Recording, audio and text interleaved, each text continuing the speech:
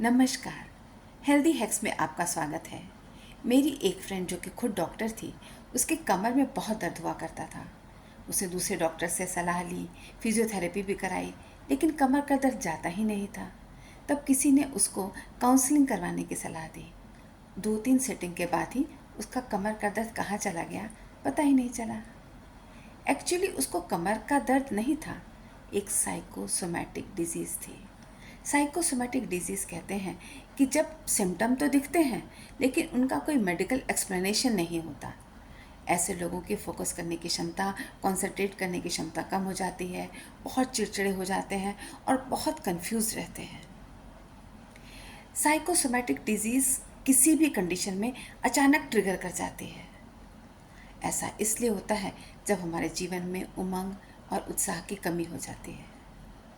मेरी एक बुआ थी, लक्ष्मी देवी। 1948 में वो सीढ़ियों से गिर गई और उनकी डेथ हुई है 2010 में, यानी 60 ईयर्स तक वो ऑलमोस्ट बेड रिडन थी। एक बार मैंने अपनी बुआ लक्ष्मी देवी से पूछा कि बुआ, तुम्हारा मन नहीं करता कि ऐसी ज़िंदगी जीने का क्या फ़ायदा, मर जाते हैं।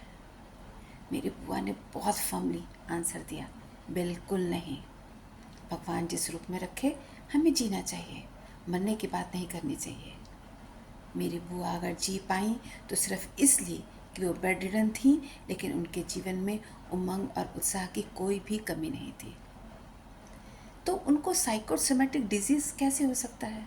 साइकोसोमैटिक डिजीज़ उन लोगों को होता है जिनके जीवन में उमंग उत्साह नहीं होता और उनको हर चीज़, जो भी कुछ हो रहा होता है, उसमें उनको दिखने लगता है वाई मी, मुझे ही क्यों, मैं तो सबके साथ बहुत अच्छा करता हूँ लेकिन मेरे साथ गलत क्यों होता है, मैंने तो कुछ गलत काम नहीं किया, फिर क्यों मेरे साथ गलत होता है।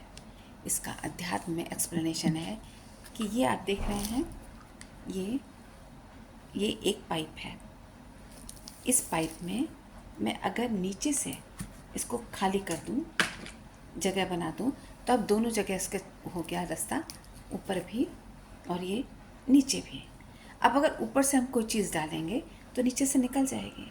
तो जो हम अच्छे काम करते हैं, लेकिन नीचे से कौन सी चीज़ निकलेगी? जो पहले अंदर भरी हुई है। जो हम ऊपर से डालेंगे वो नीचे से बाहर तब निकलेगी जब अंदर का भरा हुआ सामान निकल आएगा। तो पूर्व जन्म में जो हमने गलत काम किए हैं, बुरे काम किए हैं, पाप कर्म किए हैं, तो वो पहले निकलेंगे। तो जो इस जन्म में हम अच्छे कर्म कर रहे हैं, अच्छे पुण्य कर्म कर रहे हैं, वो ये ऊपर से हम डाल रहे हैं और नीचे से हमारे पाप कर्म निकल रहे हैं। Very simple. इसलिए ये मत सोचिए कि अगर आपके साथ कुछ गलत हो रहा है तो वाई मी। जीवन में उमंग और उत्साह की कमी मत आने दीजिए। फ्रैंक बेंजर, ये नाम है अमेरिका के बहुत फेमस सेल्स पर्सन का, जिसको अमेरिका का नंबर 1 सेल्स पर्सन कहा जाता है। एक बार वो अपनी लाइफ में बहुत निराश हो गया और रेजिग्नेशन लेकर अपने ऑफिस में गया। उसके ऑफिस में एक मीटिंग चल रही थी, वो भी पीछे बैठ गया। उसका मैनेजर लोगों से कह रहा था कि हार्डवर्क का कोई सब्स्टिट्यूट नहीं है, लेकिन परिश्रम तभी सफल होता है जब हमारी लाइफ में उमंग और उत्साह हो। योग्यता होनी चाहिए, एबिलिटी होनी चाहिए, स्किल होनी चाहिए, लेकिन वो तब काम करती है जब हमारे जीवन में उमंग और उत्साह होता है, यानी काम करने की ज़ील होती है, तभी हम सफल हो पाते हैं। साइकोसोमैटिक डिजीज़ तभी होती है जब उमंग और उत्साह की कमी होती है। तो हमारे जीवन में उमंग और उत्साह की कमी क्यों हो? इन साइकोसोमैटिक डिजीज़ को उमंग और उत्साह के साथ ऐड करके, जोड़ करके, क्लब करके हम साइकोसोमैटिक डिजीज़ को साइकोसोमैटिक ईज़ में क्यों ना चेंज करते हैं।